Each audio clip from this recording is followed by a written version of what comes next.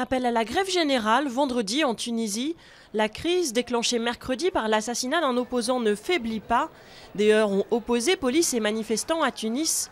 Les islamistes au pouvoir du parti Ennahda ont rejeté la formation d'un gouvernement de technocrates souhaité par le Premier ministre pour apaiser les tensions. L'ouverture d'un sommet sous haute tension à Bruxelles pour l'avenir de l'Europe. L'objectif est de négocier le budget pour la période 2014-2020. La chancelière allemande Angela Merkel a émis des doutes sur les chances de parvenir à un accord tant les positions des différents partenaires sont éloignées. Les salaires des fonctionnaires à nouveau gelés en 2013. La ministre de la fonction publique, Maryllise Lebranchu, a fermé la porte à une revalorisation du point d'indice, jugeant qu'elle n'était pas compatible avec le budget. Les syndicats ont unanimement affiché leur déception. Top départ dans 365 jours. La Russie a lancé le compte à rebours des JO d'hiver de Sotchi.